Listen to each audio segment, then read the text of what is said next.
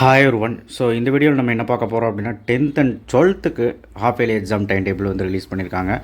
So இந்த நேரத்தில் பண்ணியிருக்கிறாங்க, ஒரு 1 hour பிஃபோர் தான். ஆக்சுவலாக வந்து இது எதிர்பார்த்த ஒரு டைம் டேபிள் தான். 11th ஸ்டாண்டர்டுக்கு ஏன் சொல்லலைன்னு எனக்கு புரியல. பட் 11th ஸ்டாண்டர்டுக்கும் 12th ஸ்டாண்டர்டுக்கும் ஒரே மாதிரி தான் இருக்கும்னு நினைக்கிறேன். போன வருஷம் அப்படி தான் இருந்தது. ஸோ இப்போ வந்த நியூஸ் வந்து பார்த்திங்கன்னா 10th and 12th மட்டும்தான். இப்போது டைம் டேபிளும் அவங்களுக்காக தான் கொடுத்துருக்காங்க. 11th நாளைக்கு ஒரு அப்டேட் தெரிஞ்சிரும்னு நினைக்கிறேன். பட் அதே தான் இருக்கும். ஸோ லீவு நம்ம நினச்ச மாதிரியே நிறைய இருக்குது. எல்லா வருஷமும் டைம் டேபிள் இப்படி தான் இருக்குது. ஸோ சூப்பராக இருக்குது லீவெல்லாம்.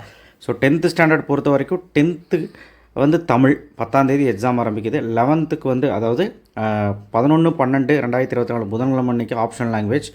ஸோ 12ஆம் தேதி வந்து தேர்ஸ்டே இங்கிலீஷ். ஸோ இங்கிலீஷ்க்கு வந்து பார்த்திங்கன்னா ஒரு நாள் கேப் இருக்குது. ஸோ அதே மாதிரி மேக்ஸுக்கு வந்து 12, 13, 14 அதாவது கிட்டத்தட்ட ஒரு 3 நாள் கேப் இருக்குது. 13, 14, 15 ஓகேங்களா. ஸோ அடுத்த சயின்ஸுக்கும் கேப் இருக்குது நமக்கு. ஸோ 17, 18 2 நாள் லீவ் இருக்குது. ஸோ பிரச்சனையே கிடையாது.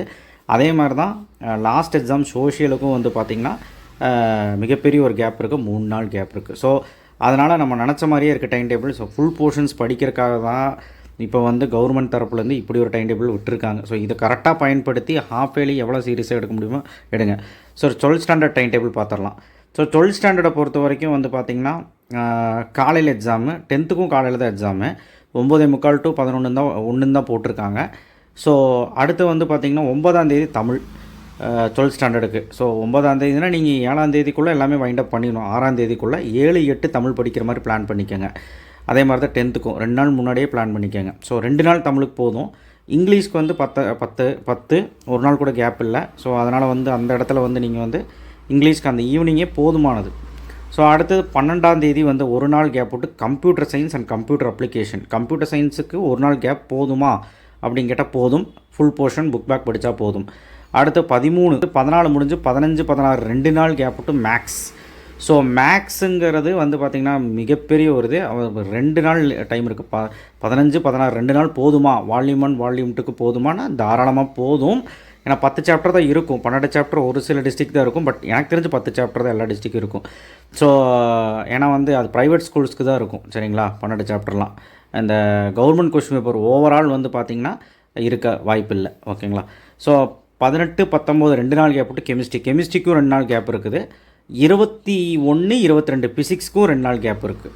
ஸோ அதாவது இங்கே கம்ப்யூட்டர் சயின்ஸுக்கு வந்து பார்த்திங்கன்னா உங்களுக்கு கேப் இருக்குது 12ஆம் தேதி. பட் நான் இங்கே தவறுதெல்லாம் சொல்லிட்டேன். பயாலஜிக்கு வந்து முன்னாடி கேப் விட்ருக்காங்க பாருங்கள். 11, 12, 13 உங்களுக்கு 3 நாள் கேப் இருக்குது. ஸோ அதனால் பயாலஜி பிரச்சனை இல்லை. சரிங்களா. அதாவது 11, 12, 13 ஓகேவா, 3 நாள் கேப் இருக்குது. அதே மாதிரி கம்ப்யூட்டருக்கும் வந்து பார்த்திங்கன்னா ஒரு நாள் கேப் போதும். பயாலஜிக்கு 3 நாள் கேப் தேவை தான். ஸோ கொடுத்துருக்காங்க. நான் இங்கே தவறுதலாக சொல்லிட்டேன். ஸோ இருந்தாலுமே இந்த டைம் டேபிள் பற்றி நீங்கள் நினைக்கிறீங்க கமெண்ட் பாக்ஸில் கமெண்ட் பண்ணுங்கள். நம்ம நினச்ச மாதிரியே தான் வந்திருக்குது. பட் நீங்கள் ஆஃப் இயர்லிக்கு படிக்க ஆரம்பிச்சிட்டிங்களா என்னங்கிறது கமெண்ட் பாக்ஸில் கமெண்ட் பண்ணுங்கள். என்ன டெய்லியுமே ஒரு டிப்ஸு போட்டுட்ருக்கோம், எல்லாம் ஃபாலோ பண்ணிக்கிட்டு இருக்கீங்க. இனியாவது டைம் டேபிள் பார்த்தாவது ஒழுக்கமாக பிளான் பண்ணி ஷெட்யூல் போட்டு படிக்கிறமிங்க. ஸோ 6ஆம் தேதியோடு வைண்ட் அப் பண்ணுங்க என்ன கேட்டால். ஸோ 7, 8, 9 ஸோ 9ஆம் தேதி எக்ஸாமுங்கிறப்ப நீங்கள் 6ஆம் தேதி வைண்ட் அப் பண்ணிடணும். 7, 8 தமிழுக்கு படிக்கிற மாதிரி ஒரு பிளான் பண்ணிக்கோங்க. சரிங்களா. எனிவே ஸோ எல்லா எக்ஸாமுக்கும் நமக்கு லீவ் இருக்குது. இது போதும். ஏன்னா அவங்க அந்த அவசியத்தை புரிஞ்சு தான் லீவ் போட்டிருக்காங்க, லீவ் கொடுத்துருக்காங்க. இதை வந்து நம்ம புரிஞ்சுக்கிட்டு ஃபுல் போர்ஷன்ஸை எப்படி முடிக்க முடியுமோ முடிச்சிருங்க. சரிங்களா.